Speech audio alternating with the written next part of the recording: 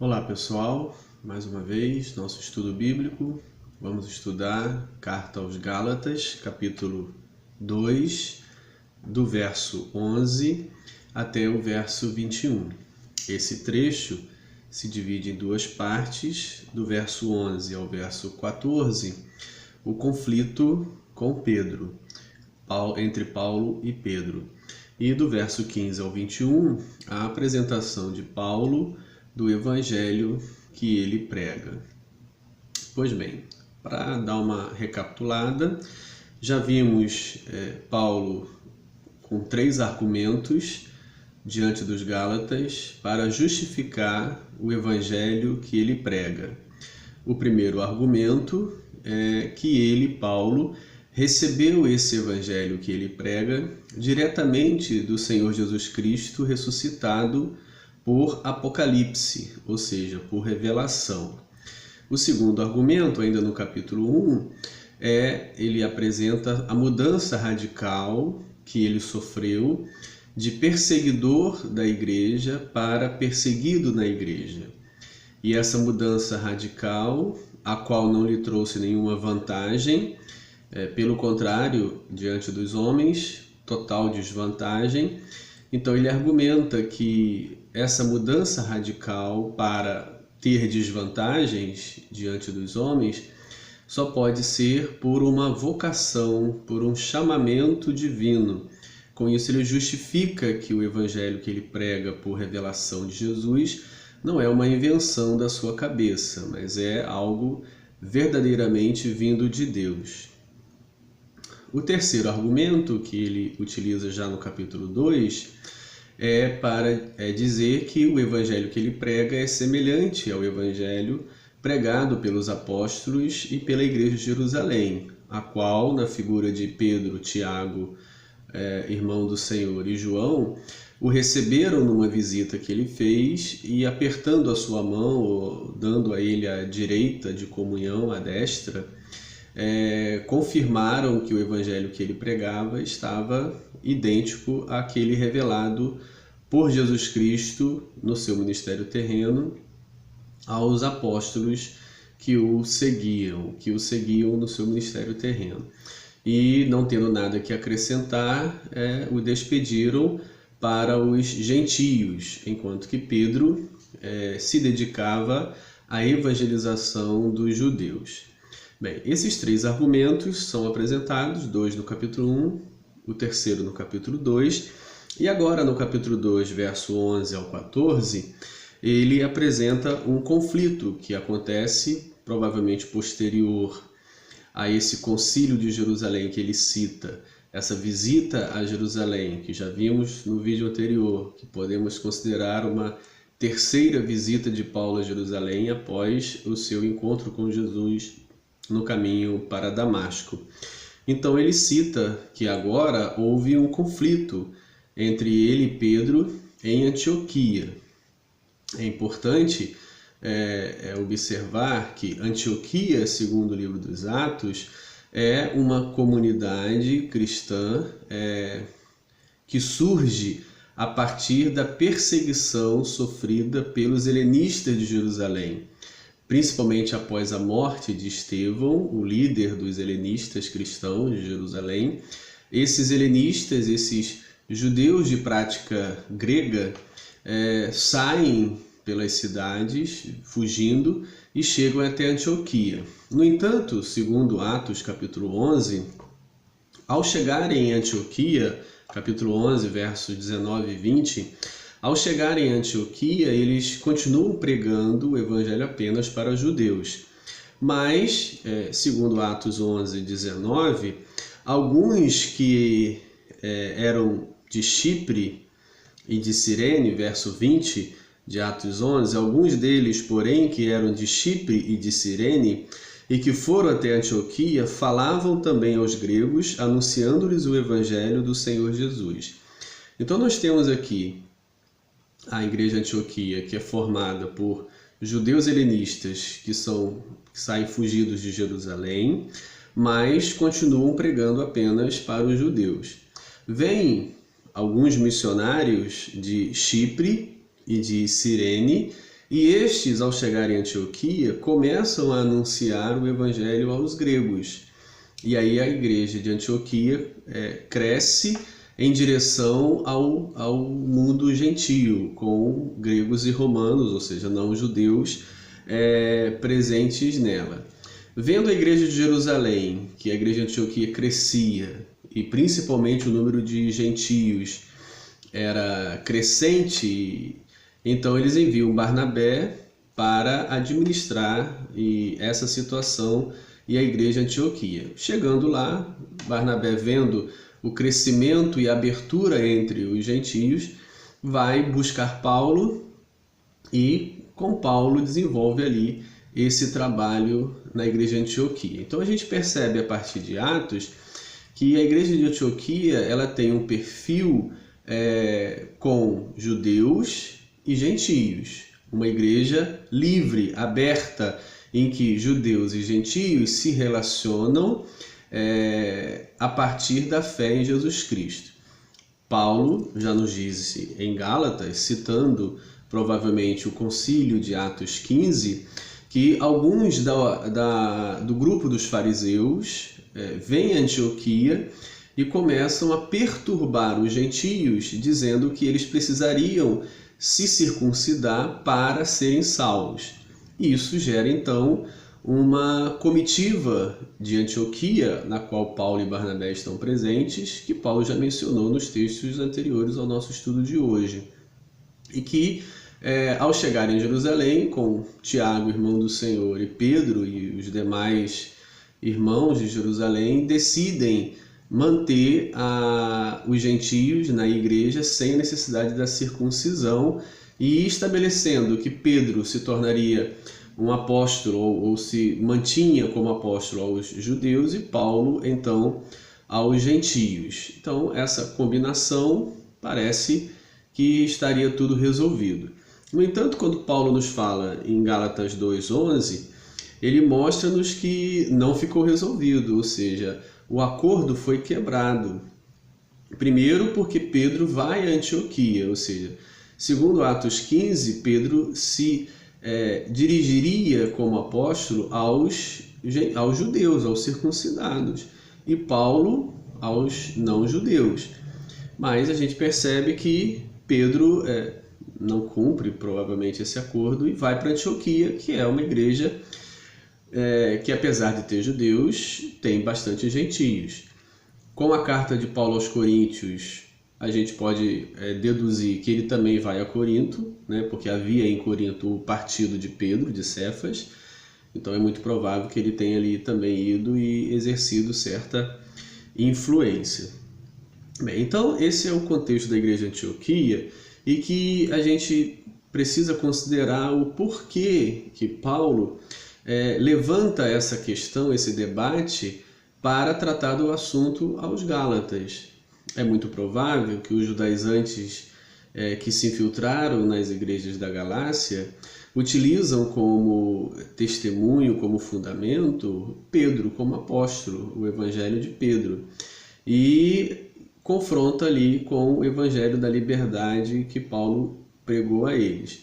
E aí Paulo então cita esse episódio do conflito entre ele e Pedro para mostrar que Pedro não está agindo corretamente. Então vamos à leitura e outras informações a mais a gente vai trabalhando à medida que vai lendo.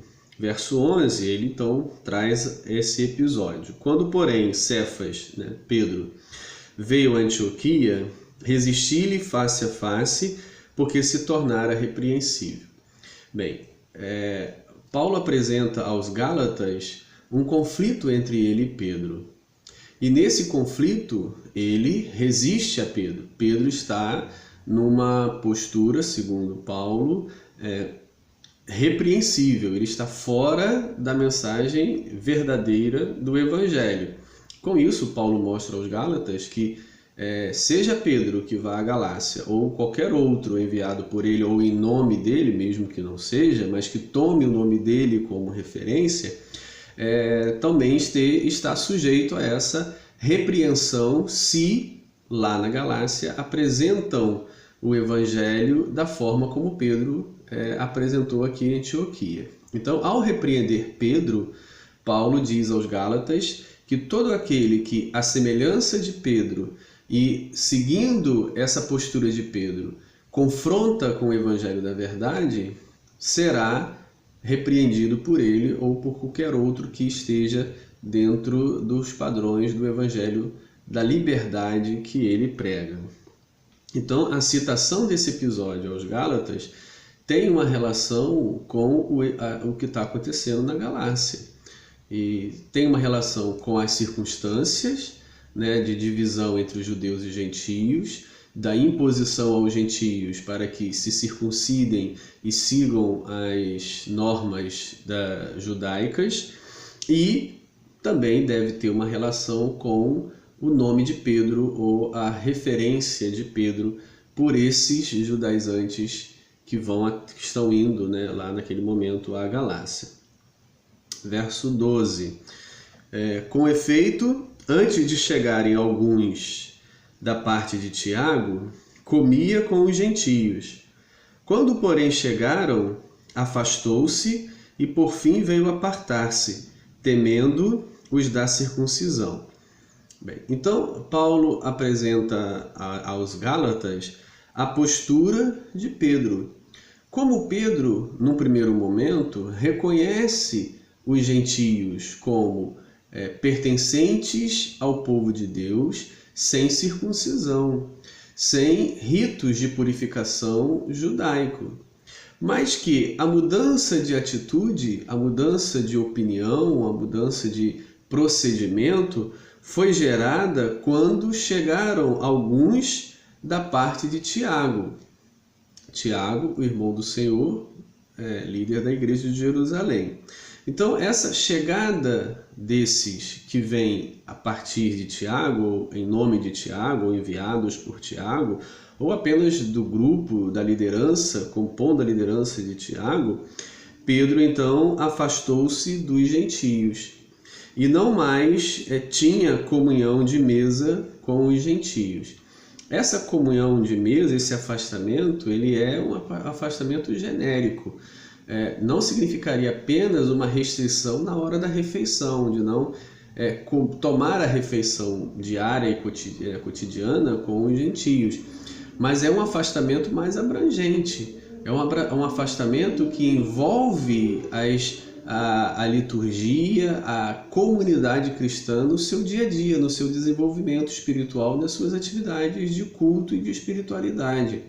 Ou seja, isso significava que Pedro não apenas deixava de tomar as suas refeições cotidianas com os gentios, mas é muito provável que ele também afastasse de celebrar a ceia do Senhor com os gentios ou de participar de um culto ou de uma atividade de culto com os gentios. Esse afastamento dos gentios por questões de impureza é um procedimento que Pedro adota por medo, como diz o texto, né, temendo os da circuncisão, ou seja, entre os fortes, né, de Jerusalém e os fracos de Antioquia, Pedro opta para o lado dos fortes, mudando assim a sua postura, a sua posição, fica do lado dos fortes porque teme, né, e se coloca contrário aos fracos, aqueles que estão numa posição menos forte nessa queda de braço da igreja cristã primitiva. Verso 13. E também os demais judeus dissimularam com ele, ou seja, começaram a ter essa postura hipócrita, né, de fingimento, dissimular, fingir.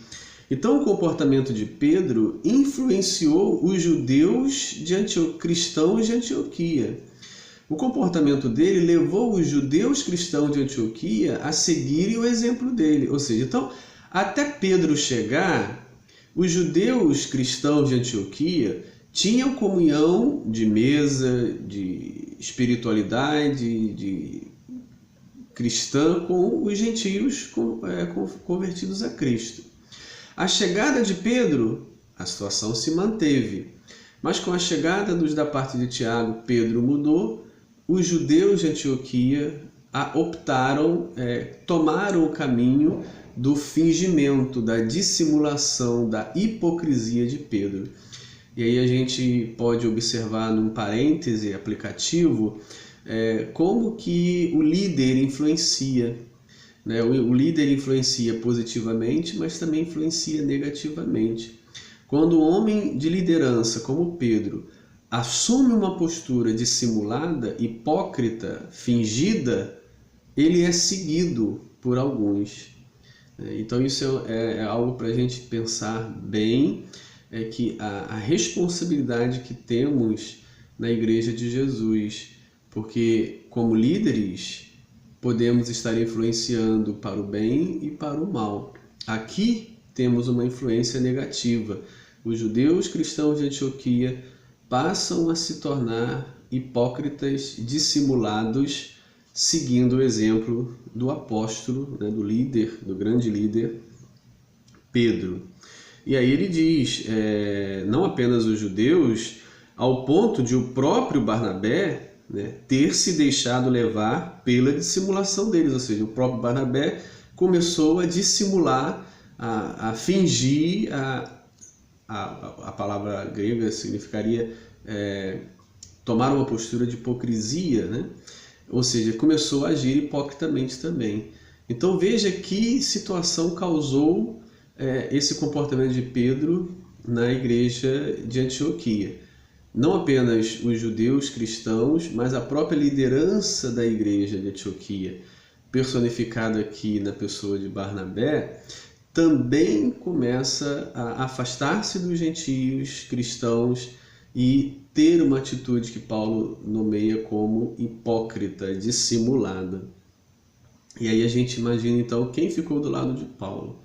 Será que alguém ficou do lado de Paulo na igreja de Antioquia?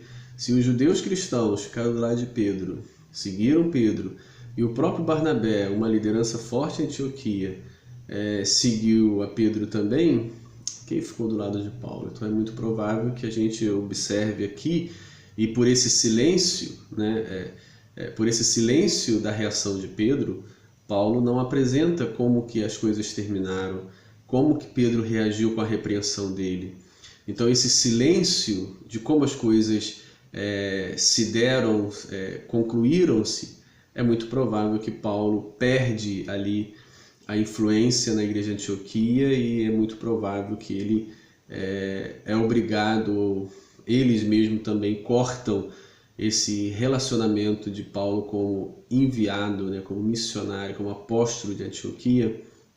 É muito provável que Paulo perde esse status a partir desse momento, Veja que é diferente no outro momento em que alguns fariseus, como diz Atos capítulo 15, vindo de Jerusalém a Antioquia, tentando persuadir os gentios de Antioquia, cristãos, a se circuncidarem, a liderança reage, provoca-se a embaixada a Jerusalém, provoca-se o concílio, uma reunião para resolver a situação, resolve-se não impor a circuncisão aos gentios, volta-se com a carta de recomendação e de decisão, tudo resolvido. O problema é que nesse segundo conflito, ele é gerado por Pedro. Não são alguns fariseus, é o apóstolo Pedro. E aí é diferente. E aí a gente percebe que a atitude não é a mesma do primeiro momento e as próprias decisões do primeiro conflito não servem mais para o segundo conflito, que é semelhante. O problema é que agora é gerado por um grande influenciador, que é o apóstolo Pedro. Verso 14 finaliza esse conflito entre Paulo e Pedro no texto, textualmente, aqui que finaliza. Quando, porém, vi que não procediam, ou seja, não procediam, quem? Pedro, os judeus, Barnabé. Segundo a verdade do Evangelho, disse a Cefas, Pedro, na presença de todos, ou seja, o erro é público, então a repreensão é pública. se, sendo tu judeu, vives como gentio e não como judeu, por que obrigas os gentios a viverem como judeus? Ou seja, se Pedro, até a chegada dos que vieram da parte de Tiago, vivia como gentio, ou seja, então se Pedro vivia como gentio, então não há restrição da salvação para o viver gentílico.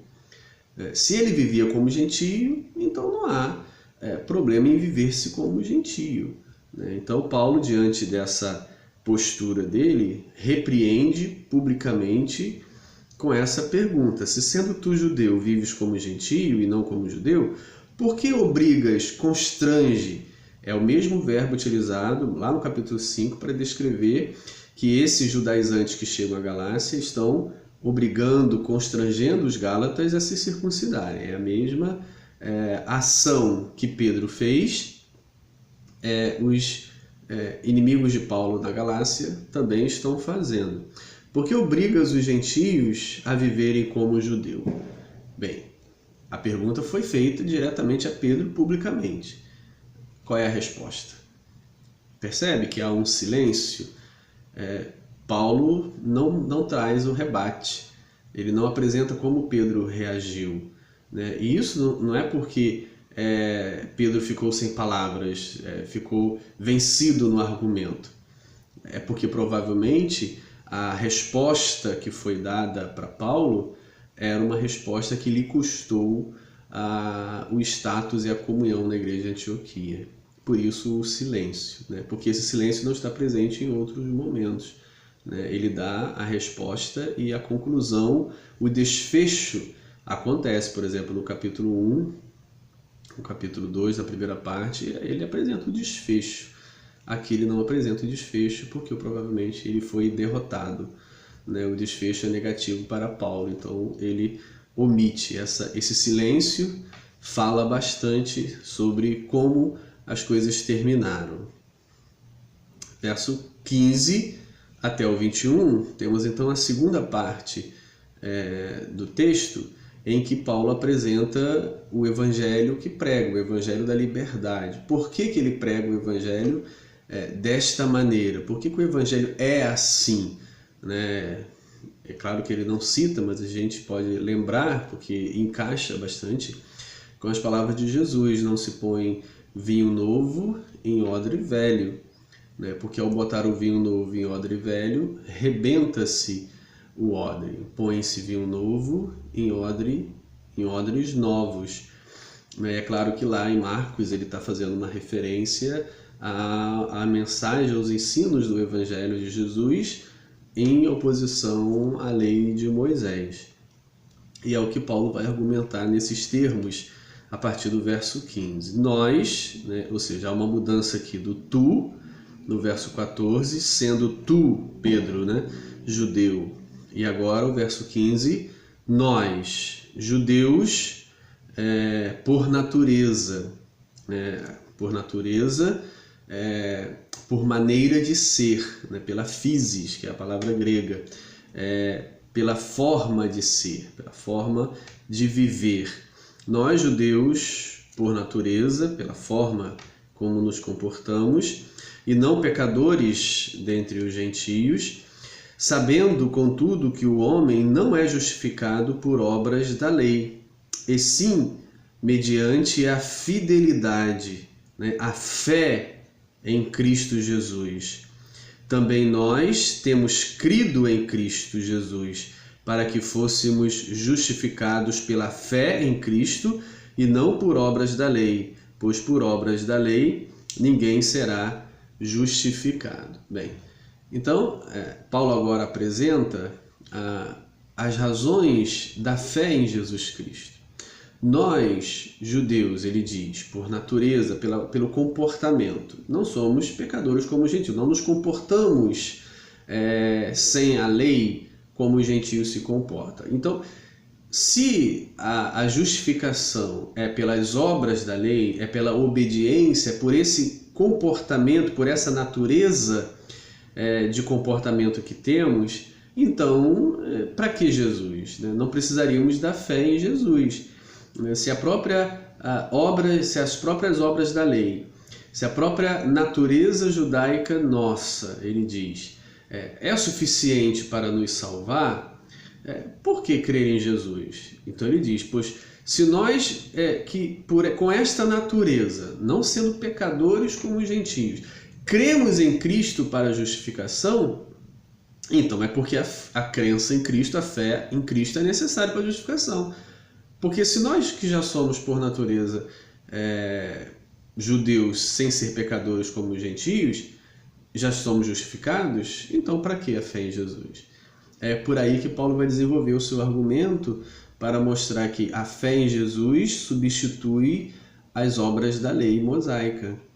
Porque se somos salvos pelas obras da lei, ou seja, se circuncidar me faz salvo, como disse os fariseus quando chegaram em Antioquia, segundo Atos capítulo 15, os primeiros versos, se eu preciso circuncidar para ser salvo, então para que Jesus? Para que a fé em Jesus? É só eu me circuncidar e já serei salvo. Não preciso estar crucificado com Cristo, não preciso seguir Jesus que morreu na cruz. É esse argumento que ele usa, ou seja, se nós que vivíamos sob a lei, praticando as obras da lei, precisamos da fé em Jesus para a salvação, então é a fé em Jesus que salva e não as obras, porque senão já estávamos antes de Jesus salvos. É isso que ele diz, olha, nós também temos crido em Cristo Jesus para que fôssemos justificados. Nós também, tanto os gentios quanto os judeus, creram em Jesus para serem justificados. Então, nesse sentido, todos os dois estão no mesmo nível, na mesma situação. Todos os dois, judeus e gentios, precisam da fé em Jesus. Precisam de Jesus que morreu pelos nossos pecados. Do contrário, os judeus, por natureza, não precisariam. E aí ele cita Salmo 143, verso 2. É claro que ele acrescenta nessa citação obras da lei. Obras da lei não está lá no Salmo 143, verso 2. Mas a ideia está, o restante está. Ninguém é justo diante de Deus, nem por obras da lei, nem por qualquer outra ação própria. Verso 17. Mas se procurando ser justificados em Cristo, fomos nós mesmos também achados pecadores, dar-se-á o caso de ser Cristo ministro do pecado? Certo que não. Ou seja, nós, lembre-se bem, mas se procurando ser justificados em Cristo, fomos nós. Quem é o nós? Não podemos perder isso de vista. Nós, começa lá no verso 15, nós, judeus por natureza. Então, quando ele está falando de nós, ele está falando dos judeus, não está falando de todos os cristãos. Ele está falando dos judeus. Nós, judeus por natureza, fomos também achados pecadores, porque procuramos justificação pela fé em Jesus. Se os gentios procuram justificação pela fé em Jesus, procuram porque são pecadores. E se nós, judeus por natureza, também procuramos a justificação pela fé em Jesus, também somos achados pecadores. E as obras da lei não nos isentaram da condição de pecadores. Dar-se-á o caso de ser Cristo ministro do pecado? Ou seja, se nós somos salvos já pelas obras da lei, então Cristo é ministro, é servo do pecado? Certo que não, não é Cristo que nos faz pecadores. Cristo mostra o que já nós somos e nos oferece nele a justificação pela fé. Verso 18. Porque se tornam a construir, edificar aquilo que destruí, a mim mesmo me constituo transgressor. Ou seja, se eu desconsidero a fé em Jesus para a salvação, então a minha construção, a minha edificação, qual foi a minha construção? Levar as pessoas à fé em Jesus para serem salvos. E agora volto atrás e digo, não, a fé em Jesus não é suficiente para ser salvo, é necessário as obras da lei. Então eu destruo aquilo que construí. Anos pregando, evangelizando, constituindo povo de Deus entre as cidades e constituindo comunidades cristãs em torno da fé em Jesus.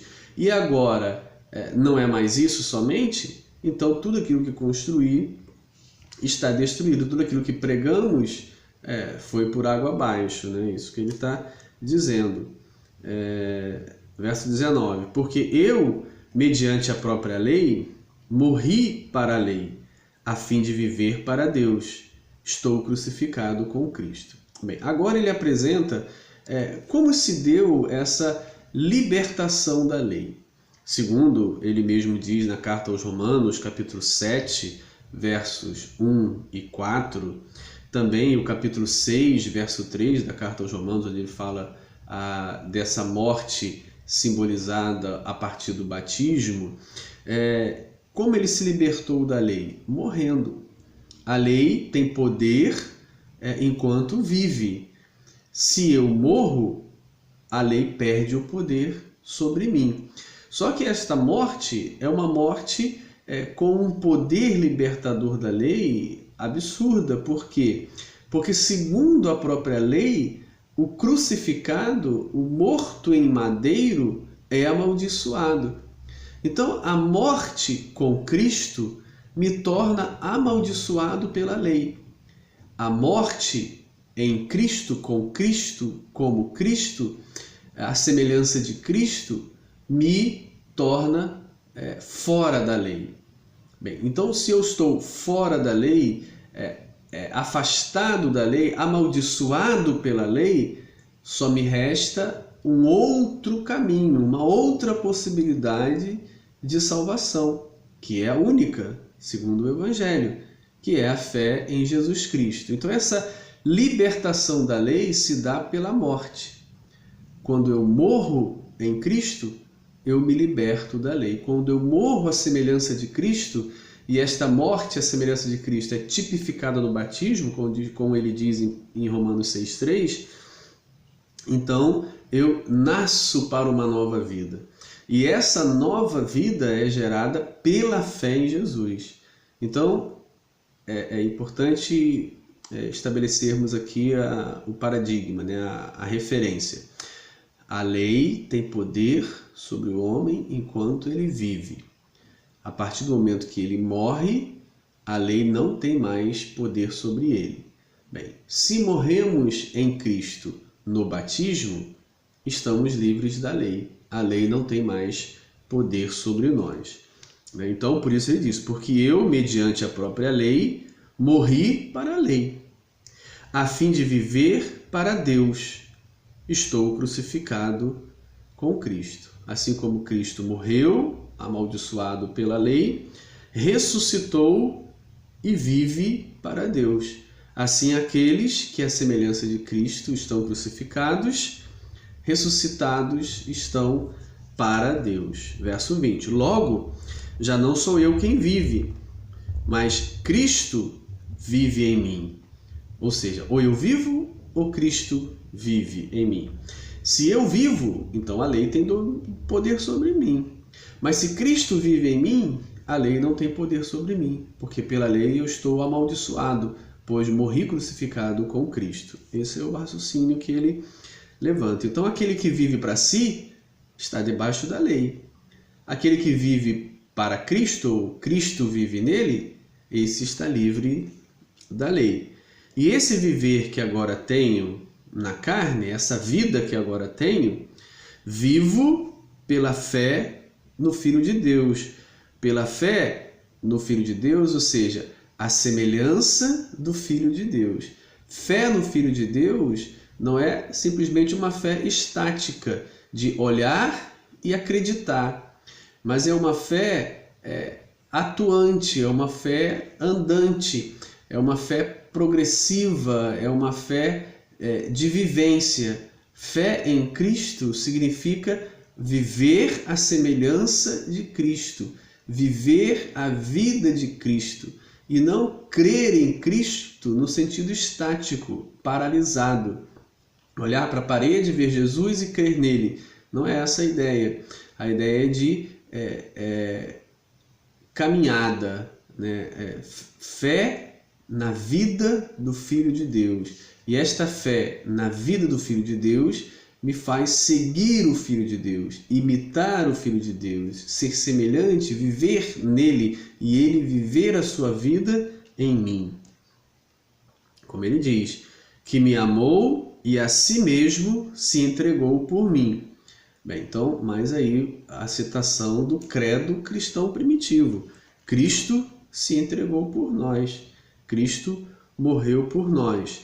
Mais na frente, no capítulo 3, verso 13, ele vai dizer: Cristo nos resgatou da maldição da lei, fazendo-se ele próprio maldição em nosso lugar, porque está escrito: maldito todo aquele que for pendurado no madeiro. Então, Cristo nos resgatou da maldição da lei, morrendo e nós morrendo com ele, né? Que me amou e a si mesmo se entregou por mim, morreu por mim.